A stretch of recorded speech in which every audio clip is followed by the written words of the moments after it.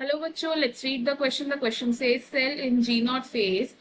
Option 1 exit the cell cycle, option 2 enter the cell cycle, option 3 suspend the cell cycle, option 4 terminate the cell cycle. Question में हमसे पूछा गया कि एक ऐसा सेल जो G naught फेज में एंटर हो जाता है वो क्या सिग्निफाई करता है. की कॉन्सेप्ट होगा हमारा इस क्वेश्चन में cell cycle. The key concept is cell cycle. Cell cycle क्या है? These are the sequential events जिसमें इवेंचुअली क्या होता है, सेल की डिवीजन होती है. यहाँ हम बोल सकते हैं कि सेल डिवाइड करता है.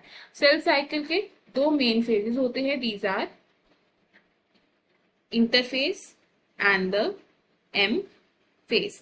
इंटरफेस होता है प्रिपरेटरी फेज, इसमें सेल डिवाइड करने के लिए प्रिपेयर करता है खुद को. एंड एम फेज में एक्चुअल डिवीजन होती है सेल की.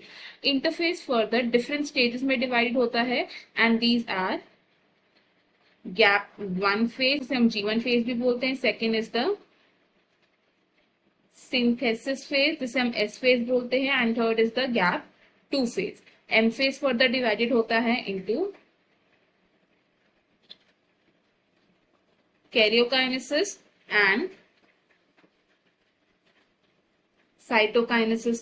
कैरियोकाइनेसिस के सब स्टेजेस होते हैं prophase, metaphase, anaphase and telophase in the cell cycle. And it is followed by cytokinesis, जिसमें साइटोप्लाज्म के डिवीजन से डॉटर सेल्स की फॉर्मेशन होती है. अब अगर बात करें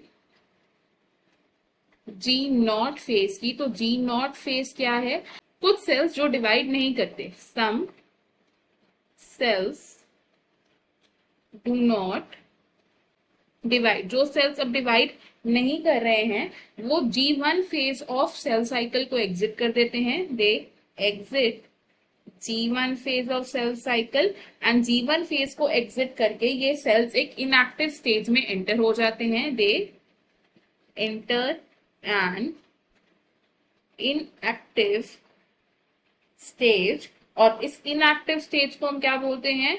this is called G not phase, या हम इसे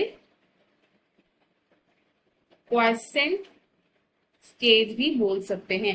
अब इस स्टेज में जो सेल्स एंटर करते हैं वो मेटाबॉलिकली एक्टिव तो रहते हैं, लेकिन वो प्रोलिफरेट या फिर वो डिवाइड नहीं करते अनलेस उनकी जरूरत हो डिवीजन के लिए. तो हमने यहां से क्या कंक्लूड किया कि जी नॉट फेज में जो सेल्स आते हैं they exit the cell cycle. वो सेल साइकिल को एग्जिट कर देते हैं. तो ऑप्शन में से ऑप्शन 1 करेक्ट हो जाएगा, option 2, option 3 and option 4 incorrect है. The correct answer for this question is option 1. I hope you have understood it well. Best of luck. Thank you.